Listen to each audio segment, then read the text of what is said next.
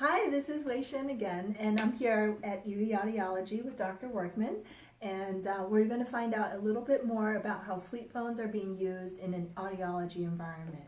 So my first question for you is, can you tell us a little bit about what Audiology does and the types of patients that you see? So at Audiology, we are audiologists. So we diagnose, treat, and manage problems related to hearing, balance, and tinnitus. So at Audiology, we primarily focus on the hearing aspect of things as well as tinnitus. So where sleep phones has really come into play is how we work with tinnitus. During the day, patients, if they have hearing loss with their tinnitus, we're able to give them hearing aids to use.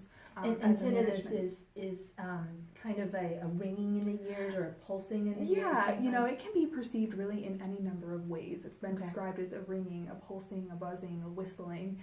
Really the sky's the limit into what these individuals are perceiving on a daily basis.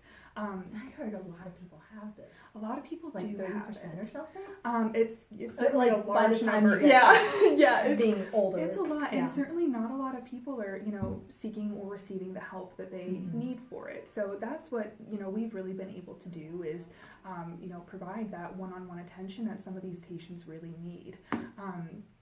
Certainly if they have hearing loss in addition to their tinnitus, typically hearing aid solves kind of both problems and is able to manage both problems. But when, the hearing aids come out at night and they're trying to sleep, they hear their tinnitus, and that can cause anxiety. It can, prevent them from relaxing, prevent them from falling asleep. Which can kind of perpetuate the cycle of discomfort.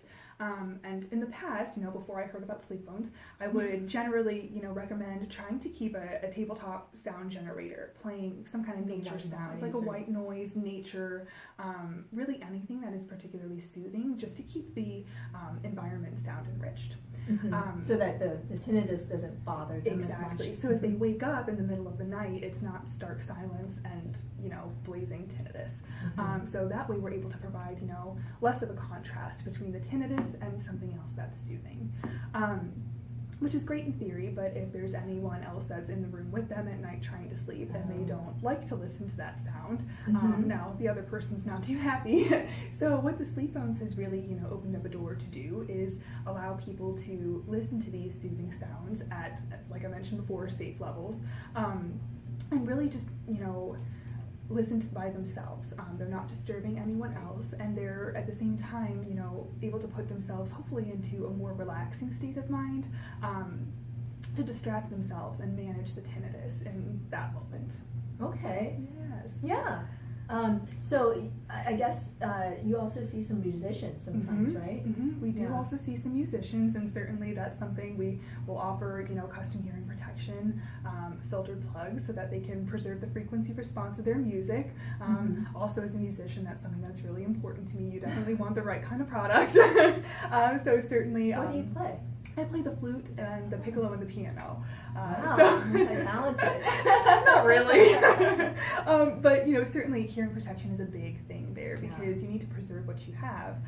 And oftentimes, if you're in a marching band, if you're in a band in the garage, if you're even in an orchestra, you're surrounded by 70 other instruments, and that's a really noisy situation. So you need something that's going to protect your hearing, but allow you, to maintain that frequency response so you can hear what you're playing. And so certainly with musicians, something that's appropriately fit is going to be the best option there. Yeah. Yes. Okay. Yeah.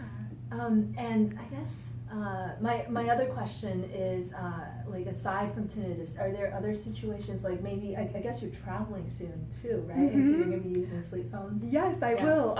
As I mentioned before, I don't like the feeling of headphones that sit in my ear or sit on top of, because I just find them very uncomfortable. So, sleep phones has really been kind of a nice open door there too. So now, if I'm on a long distance road trip or something, and if I just want to listen to my music, it's a nice comfortable option. So I've been really happy to use the product and learn from it.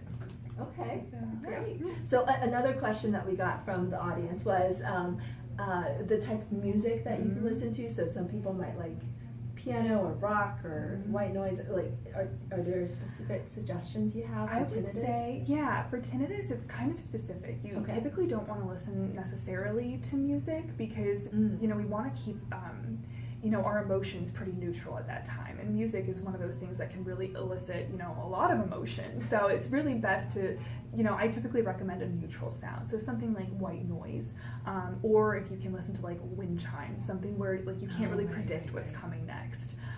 Or nature sound if there's like a babbling brook or a thunderstorm, something like that where it's just a neutral backdrop of sound that can provide that distraction but also provide that relaxation. Okay. What are the main causes of tinnitus? Certainly hearing loss is a big, function of that. Okay. But tinnitus is very much a multifaceted phenomenon. Certainly certain medications can cause tinnitus or reactions between different medications. Like way too much aspirin. Way too much aspirin. Yeah. Other things could be, if you have problems with your temporomandibular joint.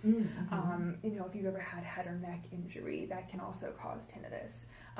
Noise exposure can cause tinnitus. I know that, oftentimes the severity of it varies depending on how stressed you are, because a lot of it is how you react to the sound. Because it might be there at the same level, but your brain, because it's under stress, just kind of stops the filters and it registers so much louder. And it just keeps perpetuating the cycle. Yeah, and it just makes you more and more anxious and upset. Right. Thank you so much for answering all of these questions. It's very helpful. I think we all learned a lot today, and I hope so. And good luck with everything. Thank you. Yeah. Thank you, Wei-Shin. Take care. Thanks. Bye. Bye.